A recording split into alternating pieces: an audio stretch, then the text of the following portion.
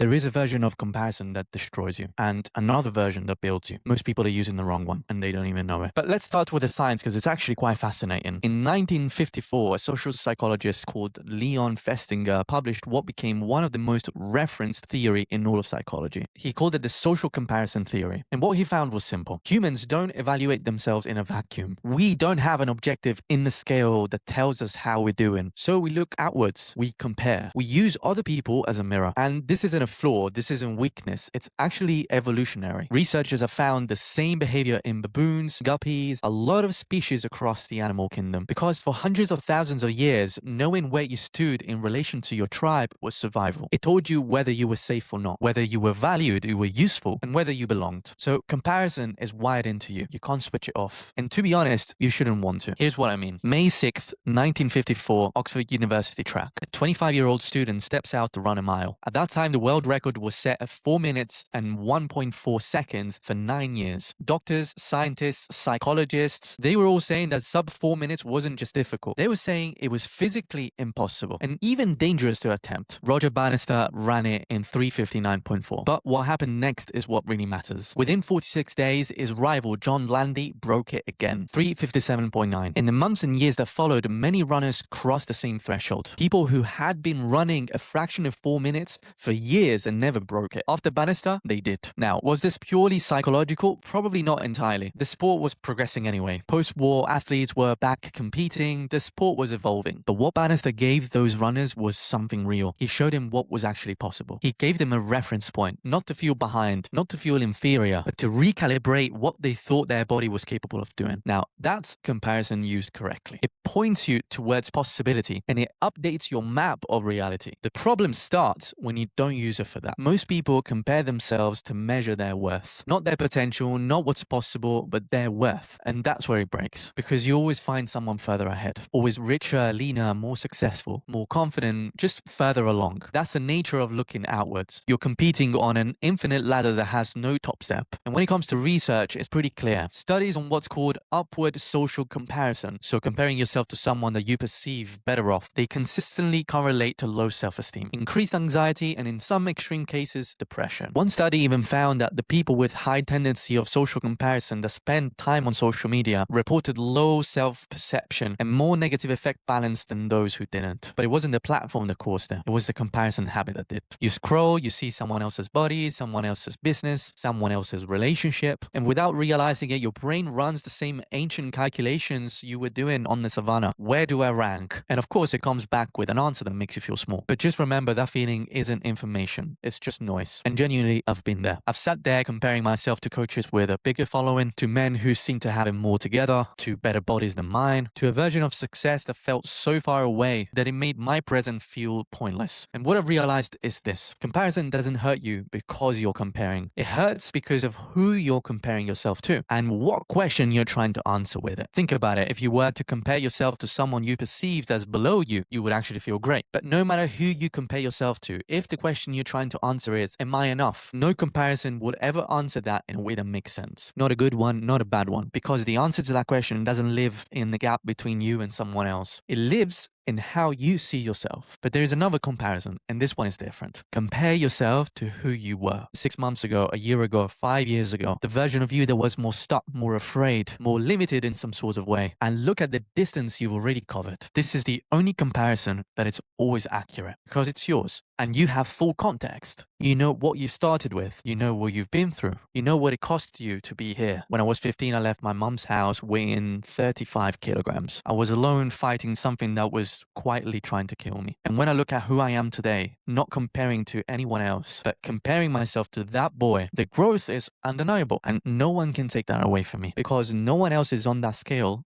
but me. The gap is your evidence, your data. Use it. Now, I want to talk about something else, the idealized self, because this one is subtle. We all have an image in our heads of who we're trying to become, the ideal version of us. Leaner, sharper, richer, more disciplined, more successful, more free. And that image can be incredibly powerful, but it can also destroy you. And the difference comes down to one question. Are you using it to motivate yourself or to punish yourself? If you look at that ideal version and feel inspired, if it makes you want to take one step forward, make one better choice, commit harder, commit one more time, If it makes you want to move, that's the image that's working for you. It's like a compass pointing somewhere real you can head towards. But if you look at that ideal version and feel like you're falling short, like you're not there yet, and that's frustrating, like that gap makes you feel like where you are now is worthless, then that idealized version of you has become a weapon for you to punish yourself. It looks like ambition, but it's not. It's you constantly trying to find proof of your perceived worthlessness. This ideal self should feel like a door open into the future. It shouldn't feel like a verdict that allows you to judge yourself. And look, this is really what I want to say. The gap between where you are now and where you want to be is real. I'm not going to tell you it isn't. There are things you're working towards and you haven't achieved yet. And that's fine. But that gap will feel detrimental only if you live in scarcity. What if the gap was just work? What if it wasn't a sign that you're behind, but a sign that you're alive and still moving? A sign that you have a sense of direction in life. Years ago, I remember hitting my first 20K month in business. I genuinely felt like everything was aligning. But then, very quickly, within months, I kept looking at where I thought I should be at that point and feeling like it wasn't enough. The goalpost moved, and it always moves because that's how goals work. You achieve one and you make the next. But scarcity lives in comparison to the destination, and abundance lives in the moment, in the present itself. The man who ran a 4:01 mile and then 3:58, it didn't wait to feel successful when he reached the number someone else had set. He was running his own race. He was tracking his own time and proved something to himself every single time he stepped on the track. So here's where I'll leave you. Stop asking yourself, why am I not where they are? A better question to ask yourself would be, how far have I come from where I was? Stop using the ideal version of you as a judge. Use it as a door, as a direction. Understand that comparison is inevitable and it isn't the enemy, but it's the wrong target, is the wrong person to compare yourself to that is the problem. Or trying to find an answer to the wrong question within the comparison. That's the real issue. Used right, comparison helps you calibrate reality. It's how Bannister's rivals found out what was possible. It's how you find evidence that growth is real. Not in someone else's story, but in your own. Your past self will always be the most accurate, the most efficient, the most